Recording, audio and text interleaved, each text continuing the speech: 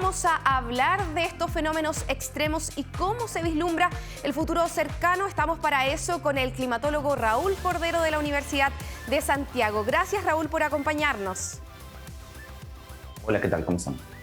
Muy bien, muchas gracias. Hay ciertos conceptos que usualmente vemos que se utilizan como sinónimos, pero una de las misiones también en este espacio es educar, y por eso te pregunto al principio, calentamiento global y cambio climático, ¿cómo se definen y qué diferencia ambos conceptos? Bueno, el calentamiento global es una tendencia anómala al alza en la temperatura promedio del planeta. Ese es el calentamiento global. Y el cambio climático son también tendencias anómalas, pero no solo en la temperatura del planeta, sino en otros parámetros climatológicos o meteorológicos que uno utiliza para caracterizar el clima. Por ejemplo, también hay anomalías, tendencias anómalas en las precipitaciones, ¿te fijas? Que son consecuencias del cambio climático. Entonces, calentamiento global, tendencias anómalas en la temperatura; cambio climático, tendencias anómalas en otros parámetros, incluida la temperatura. En el lenguaje coloquial, hablando solamente no entre especialistas, se pueden tomar como sinónimos, es decir, ambos, el calentamiento global y el cambio climático, tienen el mismo origen: el exceso de emisiones de gases de efecto invernadero. Perfecto, aclarado esto entonces, pasamos a la otra pregunta, y es: hasta hace algunos años se hablaba de un problema como que era futuro, ¿cierto? Pero parece ya estar instalado todas las consecuencias de estos fenómenos. ¿Estamos en un punto de no retorno? Yo diría que hace mucho tiempo, es decir, los cambios que hemos producido ya en el planeta, no los que se van a producir, sino los que ya se produjeron, son difíciles de revertir, al menos en ningún futuro predecible. Nosotros ahora lo que estamos tratando es de detener el calentamiento global, de detener, por lo tanto, el proceso de deterioro en nuestro clima, pero revertir la situación, recuperar el clima que nosotros considerábamos normal cuando éramos niños, eso ya no va a pasar. Es decir, por ejemplo, para ponerlo en términos más claros, las precipitaciones, esos años lluviosos que nosotros recordábamos todos en la década de los 80, en la década de los 90, esos años muy probablemente, es muy poco probable que vuelvan, al menos durante este siglo. Lo que tenemos que hacer ahora es evitar de que la situación continúe empeorando. Para nosotros en Chile el cambio climático significa cada vez menos precipitaciones, y a pesar de que hay años menos malos que otros, por ejemplo este 2022 ya no fue afortunadamente tan malo como el 2021, a pesar de eso, lo más probable es que en el futuro tengamos años más parecidos al 2021 que al 2022. Raúl, queda la sensación que las 26 COP, ¿cierto?, la conferencia de las partes que se hace con respecto al clima, que se han celebrado, no han sido suficientes. ¿Qué tendrían que acordar en una próxima cita los líderes en un escenario ideal para estabilizar el clima?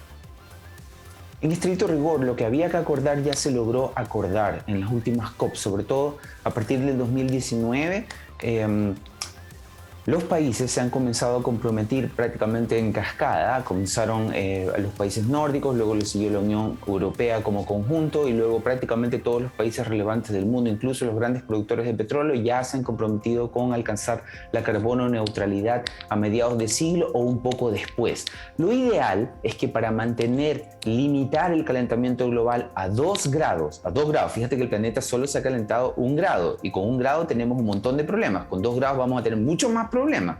Pero bueno, alcanzar la carbono neutralidad y detener el proceso de deterioro del planeta se estima que va a ser posible de aquí al 2030. Entonces, en el marco del Acuerdo de París, estas COP han servido para que los países se vayan comprometiendo a alcanzar la carbono neutralidad hacia mediados de siglo. Prácticamente todos los países del mundo ya importantes ya lo han hecho, incluido Chile. Chile está comprometido al 2050, China está comprometido al 2060, Rusia está comprometido al 2070, la Unión Europea al 2050 y así sucesivamente. Entonces, los compromisos ya están.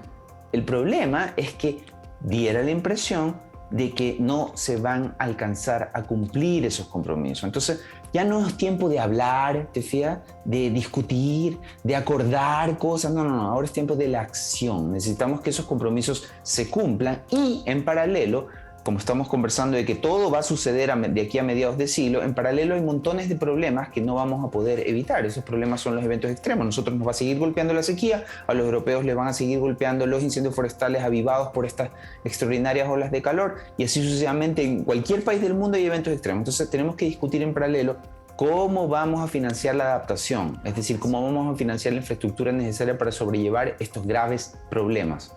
Claro, lo veíamos en Londres que, por ejemplo, no estaban acostumbrados ni las casas, ni la infraestructura pública, ni el metro, ni nada está adaptado para las altas temperaturas. Y hace mucho tiempo que los expertos climáticos les estaban diciendo al gobierno que precisamente tenían que invertir en eso y bueno, tuvo que pasar lo que vimos ayer y va probablemente a seguir pasando. Te quiero preguntar por un factor que es súper importante en la causa de esta emergencia, el Amazonas. ¿Cómo influye y por qué influye tanto la deforestación del Amazonas en todo lo que estamos viviendo en el mundo? No influye tanto, es decir, la deforestación en general, o más bien en específico el cambio de uso de suelo, contribuye con alrededor del 11% de las emisiones globales de gases de efecto invernadero. Sin embargo, y esto hay que tenerlo bien presente, el 78% de las emisiones de gases globales de efecto invernadero provienen del sector energético. Ahora, el sector energético no me refiero a las empresas que queman combustibles fósiles, no. Nosotros quemamos todos combustibles fósiles, benzina, diésel para movilizarnos, parafina para calefaccionarnos, a veces gas natural para cocinar.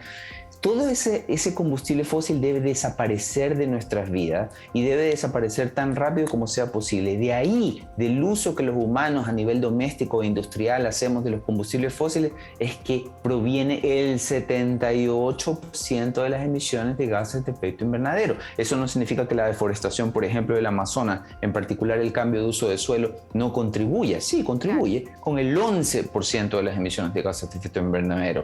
No es un valor despreciable, pero casi el 80% de las emisiones viene de otro lado. Entonces, la industria del combustible fósil siempre va a empujar a que mejor hablemos del Amazonas, mejor hablemos de los osos polares. No. Tenemos que hablar del combustible fósil y de cómo debemos abandonar el combustible fósil tan rápido como sea posible, porque ese es el verdadero problema. No es solo la deforestación un gran problema, que sí lo es, pero no es ni comparable 78% versus 11%, ¿verdad? Raúl, ¿qué podríamos esperar entonces para nuestro próximo verano? ¿Podríamos ver algunas temperaturas similares a las que estamos viendo en Europa actualmente y las que ya están comenzando en Estados Unidos? Probablemente este año nos salve la niña. Tú sabes que el calentamiento global empuja las temperaturas al alza siempre, ¿verdad?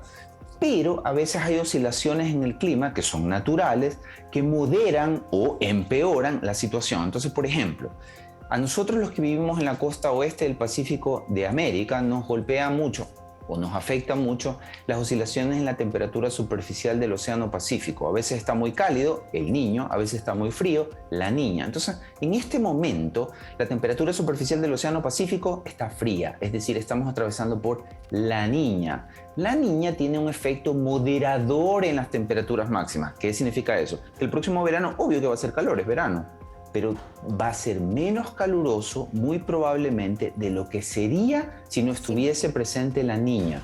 ¿Qué significa eso? Que es muy poco probable que nosotros rompamos nuestros propios récords de temperatura este verano. Pero cuando nos toque el Niño sumado con el calentamiento global, bueno, ahí vamos a tener un verano abrasador. Nuestros récords de temperaturas, que son de hace poco, el récord de temperatura del Reino Unido que cayó esta semana tenía solo 3 años, nuestro récord de temperatura máxima en Santiago tiene solo 3 años, así que es probable que cuando nos toque el Niño con el calentamiento global, no solamente se rompan esos récords, sino que tengamos otra temporada de mega incendios. Nosotros ya nos pasó esto en el 2017, no hace mucho, lo mismo que está viviendo España. Vamos a tener que revivirlo más pronto, desafortunadamente, que tarde. Y por último, preguntarte, ¿sirve de algo el conjunto de acciones que nosotros hagamos a pequeña escala? Hablo de nuestras casas, de nuestras comunidades, de nuestros colegios. ¿Sirve de algo para poder contribuir a disminuir las emisiones? Claro que sí. Nosotros somos los que consumimos la energía sucia que nos venden las industrias del combustible fósil. Somos nosotros los que tenemos que hacer una transición energética. Primero, disminuir el consumo de energía mejorando la eficiencia en nuestros hogares. Y segundo, educar a la gente en los colegios para que aprenda a vivir en armonía con la naturaleza. Armonía con la naturaleza significa evitar el consumo exagerado, en particular de combustibles fósiles, y evitar el desecho exagerado de basura, que requiere mucha energía para ser procesada. La moraleja es que nosotros no vamos a cambiar, es decir, es una fantasía pensar que en las COP o estas grandes cumbres climáticas donde se hacen discursos fantásticos, maravillosos y bellos, van a cambiar el mundo. El mundo lo vamos a cambiar nosotros, casa por casa, escuela por escuela, universidad por universidad. Somos nosotros los que les vamos a exigir a los políticos que hagan cosas. Esperar que los políticos lideren algún tipo de proceso que nos libre de este problema, eso no va a pasar. No va a pasar. Somos nosotros los llamados a informarnos, tomar acción y votar informados. Los políticos van a responder a lo que nosotros les exijamos, pero ellos no van a liderar. Perfecto. Muchísimas gracias, Raúl, por esta conversación tan contingente y tan importante de aquí y en muchos años más, ¿cierto? Gracias por acompañarnos en Enfoco. Gracias. Nos vemos. Chao. Nos vemos. Chao, chao.